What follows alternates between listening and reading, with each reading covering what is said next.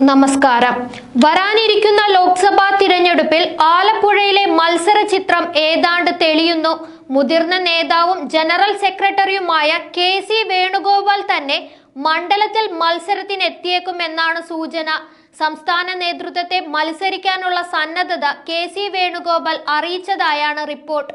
സ്ഥാനാർത്ഥി പട്ടികയിൽ സാമുദായിക സന്തുലനം ഉറപ്പുവരുത്താൻ പാർട്ടി തീരുമാനിച്ചാൽ താൻ മത്സരിക്കുന്നത് പരിഗണിക്കാമെന്ന് കെ.സി. നേതൃത്വത്തെ അറിയിച്ചതായാണ് സൂചന. കെ.സി. വേണുഗോപാൽ ആലപ്പുഴയിൽ മത്സരിക്കണമെന്ന് സംസ്ഥാന നേതൃത്വം നേരത്തെ തന്നെ ആവശ്യപ്പെട്ടിരുന്നു.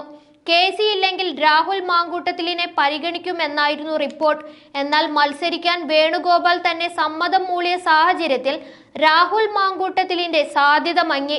കഴിഞ്ഞ തവണ കെ.സി. വേണുഗോപാൽ മണ്ഡലത്തിൽ നിന്ന് മാറി നിന്നതിന് ശേഷമാണ് UDFന് തോൽവി പിണഞ്ഞത്.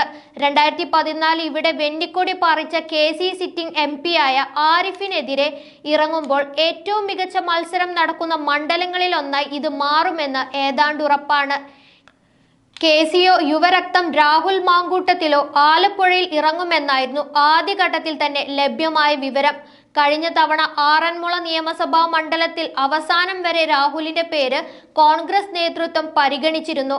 എന്നാൽ അവസാന നിമിഷം അത് മാറി മറയുകയായിരുന്നു.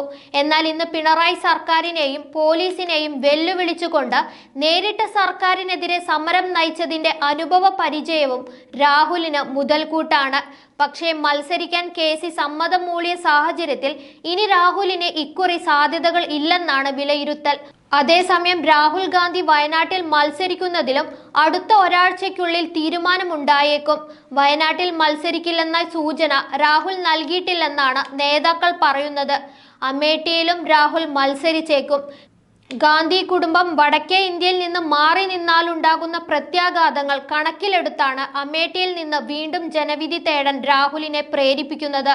തോൽവിയിൽ ഭയന്ന രാഹുലിന് മണ്ഡലത്തിലേക്ക് തിരിച്ചു വരാൻ ധൈര്യമുണ്ടായെന്ന BJPയുടെ വെല്ലുവിളിക്കിടെയാണ് അമേഠിയിൽ വീണ്ടും ഒരംഗത്തിന് രാഹുൽ ഒരുങ്ങുന്നത്. കഴിഞ്ഞ തവണത്തെ സാഹചര്യമല്ല ഇക്കുറി എന്നാണ് കോൺഗ്രസ് വിലയിരുത്തൽ. നന്ദി.